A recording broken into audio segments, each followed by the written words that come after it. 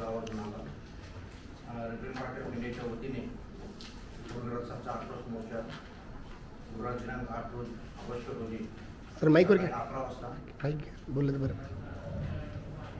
सकाळी 11 वाजता डॉक्टर बाबासाहेब आंबेडकर पुतळा जिल्हाधिकारी कचेरी पुणे या ठिकाणी निघणार आहे. आणि त्या मोर्चाची सुरुवात तिथून झाल्यानंतर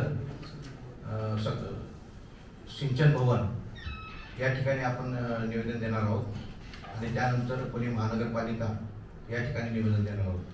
असा हा बाबासाहेब आंबेडकर पुतळा ते पुणे मनपा कलेक्टर टू मनपा असा हा मोर्चा असणार आहे. आजच्या कार्यक्रमाला महाराष्ट्र प्रदेशचे सचिव बाळासाहेबजी जानराव, तसेच महाराष्ट्र संघटक सचिव परशुरामजी वाडेकर, आमच्या पुण्याचे माजी उपमहापौर सिद्धार्थजी लेंडे, डॉक्टर सिद्धार्थजी लेंडे, माजी नगरसेवक अशोक कांबळे या ठिकाणी उपस्थित आहे. आणि या संदर्भात सविस्तर माहिती मी डॉक्टर सिद्धार्थ लेंडे यांना सांगतो. त्यांनी पुणे शहर हे स्मार्ट सिटी म्हणून ओळखलं जातं, सांस्कृतिक राजधानी म्हणून ओळखलं जातं. परंतु याच पुणे शहराची ओळख ह्या पावसाळ्यामध्ये एक पूरग्रस्त शहर म्हणून अशी झालेली आहे, हे खेदाने सांगावंसं वाटतं. आपण पाहतो की ह्या पावसाळी हंगामामध्ये जो पहिला मोठा पाऊस झाला गेल्या आठवड्यामध्ये 26 तारखेला, तर त्या पावसामध्येच एकाच पावसामध्ये सलग 2 दिवस जो पाऊस पडला तर पुणे शहरामध्ये जवळजवळ निम्म पुणे हे पाण्याखाली गेलेलं होतं. त्यामध्ये अगदी तुम्ही जर विश्लेषण त्याचं केलं तर तुमच्या लक्षात येईल की पुण्यामध्ये जेवढे नैसर्गिक पाण्याचे प्रवाह आहे, मग ते नाले असतील, ओढे असतील किंवा नदी असेल, या सर्व प्रवाहांवरती अतिशय बेसुमार आणि बेकायदेशीर मोठ्या प्रमाणामध्ये बांधकामं झालेली आहेत. ब्लू लाईन मध्ये बांधकामं झालेली आहेत. राज्य शासनाचं इरिगेशन डिपार्टमेंटचं 1989चं परिपत्रक आहे आणि त्या परिपत्रकाप्रमाणे ब्लू लाईन मध्ये कुठेही बांधकामाला परवानगी नसताना त्या ठिकाणी मोठ्या प्रमाणात बेकायदेशीर बांधकामं, इतकीच नाही तर या ठिकाणी महानगरपालिकेने देखील बांधकामं केलेली आहे, हे खेदाने सांगावंसं वाटतं. अनेक ओढ्यांमध्ये जे ओढे आहेत त्या ओढ्यांमध्ये देखील महानगरपालिकेचे प्रकल्प चालू आहे. उदाहरण द्यायचं झालं तर पुणे महानगरपालिकेमधील वडगाव शहरी मतदारसंघामध्ये येरवडा क्षेत्रीय कार्यालयाच्या अंतर्गत जी मुळा नदी आहे, शांतीनगरला लागून त्या मुळा नदीच्या बाजूला जो नैसर्गिक ओढा आहे तिचे जायकाच्या वतीने एसटीपीचा प्लांट हा ओढ्यामध्ये चालू आहे आणि त्याच्यामुळे जो नैसर्गिक प्रवाह आहे तो सगळा त्या ठिकाणी थांबला गेलेला आहे. नदी सुधार योजनेच्या माध्यमातून आपण जर पाहिलं, जे विविध टप्पे त्यातल्या 3 टप्प्यांचं काम चालू आहे, त्यामध्ये नदी पात्र मोठ्या प्रमाणामध्ये ते पात्र कमी करायचंय. या ठिकाणी हजारो ट्रक, तो मेट्रोचा राडारोडा असेल किंवा इतर राडारोडा असेल पुण्याचा, तो सगळा त्या ठिकाणी टाकला गेल्यामुळं नदीचा प्रवाह देखील हा रोखला गेलेला आहे. ही वस्तुस्थिती आहे. आणि पूर जर तुम्ही पाहिला तर पूर कुठे आलेले आहे तर जिथे नदी सुधार प्रकल्प झालेला आहे, संगमवाडीचा जो मेन भाग आहे तिथे मुळा आणि मुठाचं संगम होतं, त्या ठिकाणीच भराव असल्यामुळं पूर्ण पाण्याचा फुगवटा जो आहे, पाण्याचा प्रवाह तिथे रोखल्या गेल्यामुळं तो बॅक मध्ये किंवा पाठीमागे गेलेला आहे. आणि म्हणून हा जो आहे त्यामुळं पाटील इस्टेट झोपडपट्टी असेल, प्रभाग 2 मधील शांतीनगर, इंदिरानगर झोपडपट्टी असेल, विश्रांतवाडी असेल, इंदिरानगर बरोबर कतारवाडीची झोपडपट्टी असेल, तुमचे ताडीवाल रोड झोपडपट्टी असेल किंवा पाठीमागे तुम्ही जर गेला या नदीपात्रामध्ये, याच नदीपात्रामध्ये पाठीमागे सिंहगड रोड वारजेपर्यंत त्या तिथपर्यंत हा नदीचा प्रवाह जो मागचा फुगवटा आहे तो सगळा गेलेला आपल्याला पाहायला मिळेल. हे सगळ्या गोष्टीला जाब विचारण्याकरता. आणि यामध्ये एक दुसरी महत्वाची गोष्ट अशी झालेली आहे की या सगळ्या पुरामध्ये जे पूरग्रस्त झालेले ते पूरग्रस्त होण्याकरता शासन जबाबदार आहे, हे आम्ही या ठिकाणी सांगू इच्छितो. त्याचं कारण असं आहे की पूर येण्याकरता इरिगेशन डिपार्टमेंट, पुणे महानगरपालिका, जिल्हाधिकारी कार्यालय ह्यांच्यामध्ये समन्वय नव्हता. जो पहिला पूर आला त्यावेळेस पहाटे 3 वाजता लोकांना घरातून झोपेतनं उठवून सांगण्यात आलं की तुम्ही बाहेर निघा, आणि त्यामुळं जीवितहानी देखील झालेली आहे हे आपण ओळखायला हवं. तर या सगळ्या समन्वयाच्या अभावामुळे तिन्ही डिपार्टमेंटच्या पुण्यामध्ये पूर स्थिती जास्ती भयावह झाली. त्याचबरोबर पूर झाल्यानंतर त्यांना ज्या प्रकारे यंत्रणेच्या माध्यमातून, शासकीय यंत्रणेच्या माध्यमातून राहत मिळायला पाहिजे ती मिळत नाही, हेही या ठिकाणी सांगावंसं वाटतं.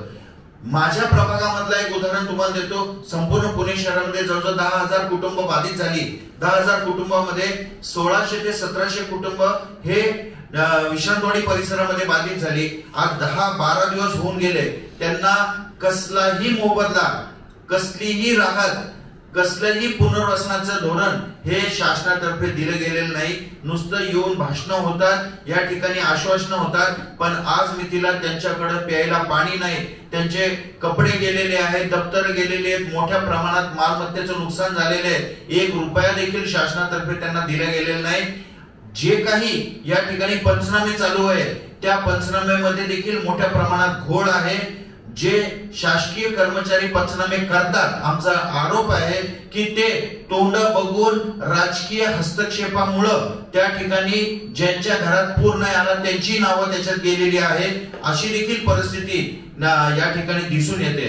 तर आम्ही पक्षाच्या वतीने जिल्हाधिकारी कार्यालय, सिंचन भवन आणि महानगरपालिका हे तिन्ही डिपार्टमेंटला आम्ही जवळजवळ 8 ते 10 हजाराचा भव्य मोर्चा रिपब्लिकन पक्षाच्या वतीने आम्ही येत्या गुरुवारी 8 तारखेला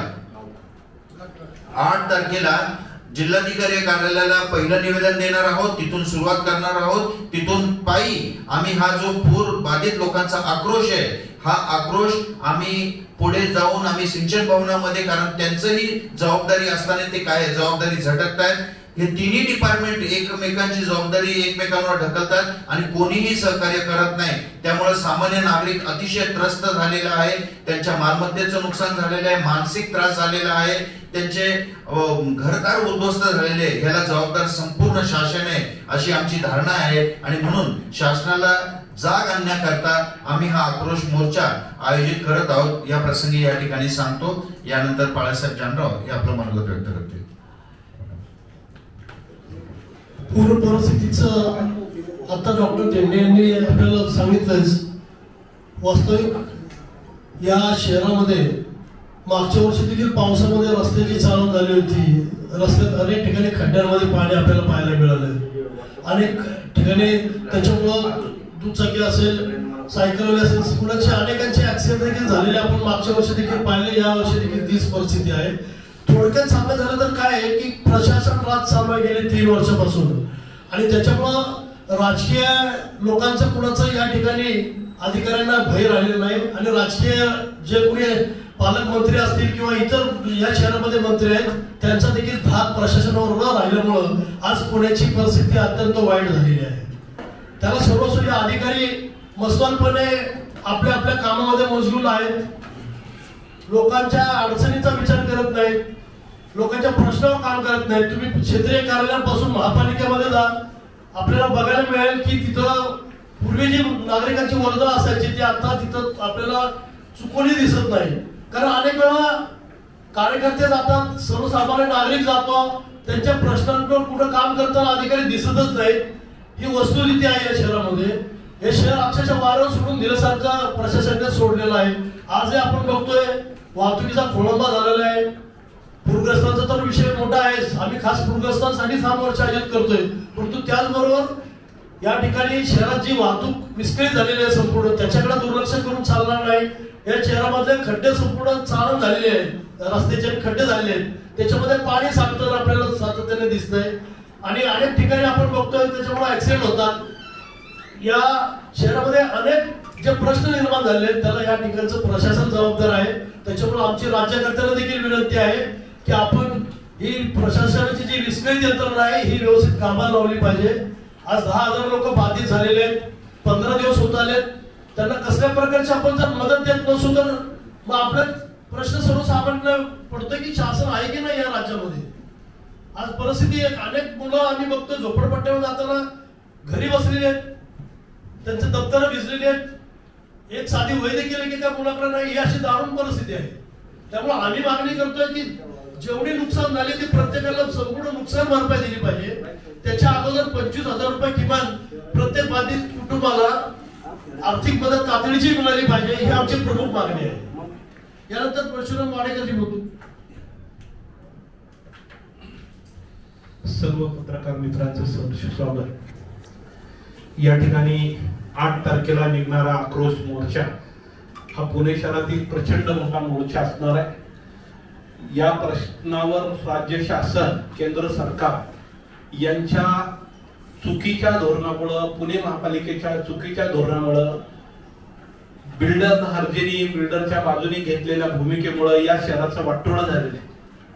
आणि म्हणून प्रथमतः राज्य शासनाच्या चुकीच्या धोरणांचा, चुकीच्या कामाचा आम्ही निषेध करतो की आज गरिबाच्या घरांमध्ये पाणी यांच्या चुकीच्या धोरणामुळे आले. आज जर तुम्ही पाहिलं तर सगळं अतिक्रमण वाढलेलं आहे. कोणाच्या आशीर्वादाने वाढलेलं आहे, की कोण अतिक्रमण करतंय. जर 30,000 क्युसेस पाणी सोडून 28,000 क्युसेस पाणी सोडल्यानंतर पूर येतो.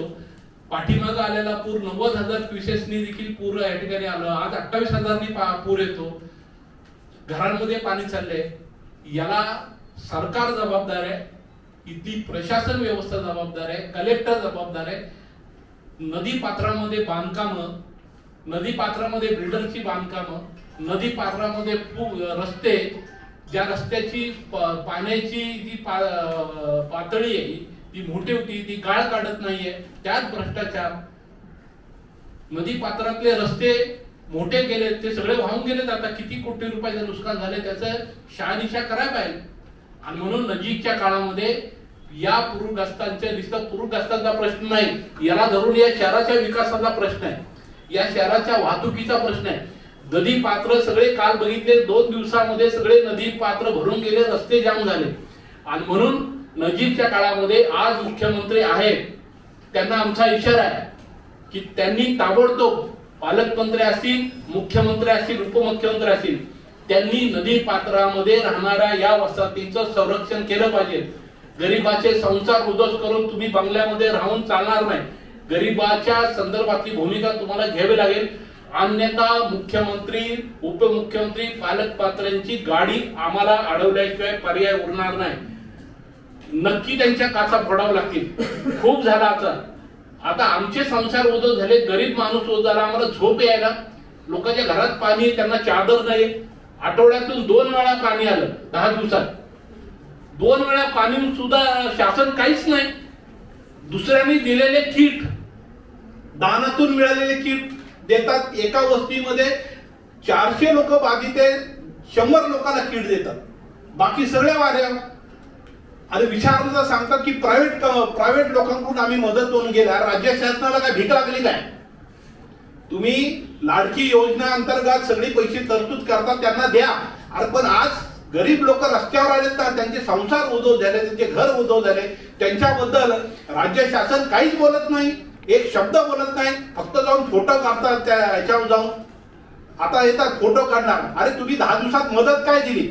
गेल्या वेळेस पूर आला, 15,000 रुपये घरटी मिळाले, ब्लँकेट मिळाले, रेशनिंग मिळालं. इथं 2-2 वेळेस पूरग्रस्त म्हणजे शाळेत जातात परत येतात, शाळेत जातात परत येतात. अरे किती वेळा त्यांनी घर स्वच्छ धुवायचं, 2-2 वेळेस संसार उद्ध्वस्त व्हायले, अजून त्यांना त्यांच्याकडे काही दिलं नाहीये. हे बरोबर आहे का? हे राज्य शासनाचं धोरण बरोबर नाहीये. जरी आम्ही सत्तेत असलो तरी गरीबाच्या प्रश्नावर आम्ही रस्त्यावर उतरून लढणार, ह्याच्याशिवाय पर्याय नाहीये. आणि म्हणून या ठिकाणी पुन्हा सांगतो की राज्य शासनाने तातडीने लक्ष नाही दिलं तर हे सगळे लोक तुमच्या अंगावर येतील. याला जबाबदार तुम्हीच असणार आहे, हे लक्षात ठेवलं पाहिजे. त्यामुळे हा तळतळ त्यांनी घेऊ नये. या सगळ्या आता येणाऱ्या काळामध्ये निवडणूक आहे, उलट तुम्ही धोरण जाहीर करायला पाहिजे होतं, ताबडतोब मदत जाहीर केली पाहिजे होती. पालकमंत्री एक शब्दाने बोलत नाही. दाखवा पालकमंत्री कुठल्या पूरग्रस्ताच्या गेले, आले सगळे नेते फोटो काढू गेले.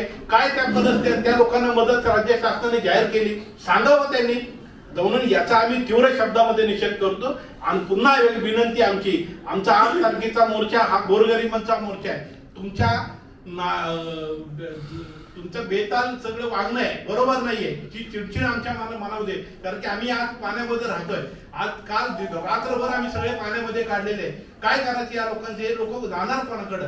त्यामुळे रिपब्लिकन पक्षाचा 8 तारखेचा आक्रोश मोर्चा हा प्रचंड मोठा होणार आहे आणि या पाण्याच्या प्रश्नावरचा, पुराच्या प्रश्नावरचा मोर्चा यासाठी आहे की डॉक्टर धेंडे बाळासाहेबांनी ज्या गोष्टी सांगितल्या त्या लक्षात घेता राज्य शासनाच्या गेल्या 15-20 वर्षाच्या पुणे शहरामध्ये असणाऱ्या बांधकामासंदर्भात, नदी पात्रातल्या बांधकामासंदर्भात नाले बंद झालेले, बिल्डरांना मदत झालेले, पूरग्रस्त लोकांची नदी पात्रामध्ये नाले बंद करून टाकलेत, भर टाकली.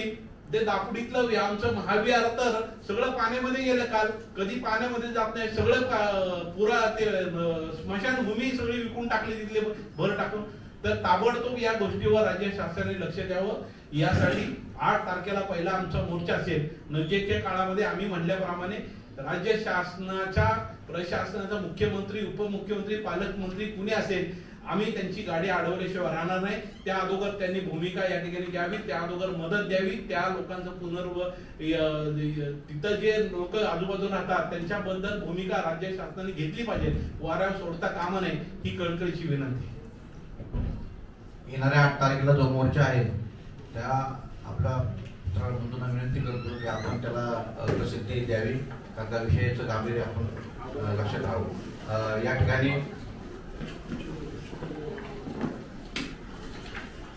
ठिकाणी अशोक कांबळे मागण्या सांगतील आणि आभार मानतील.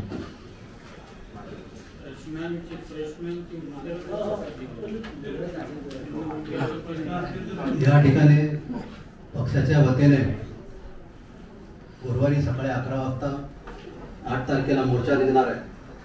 या मोर्चाच्या मागण्या आम्ही तुमच्याकडे जे पत्रक दिले त्याचा नमूद केलेला आहे. त्याच्यामध्ये पहिली मागणी अशी आहे, पूरग्रस्तांना त्यांच्या झालेल्या नुकसानाची संपूर्ण भरपाई देण्यात यावी. तत्पूर्वी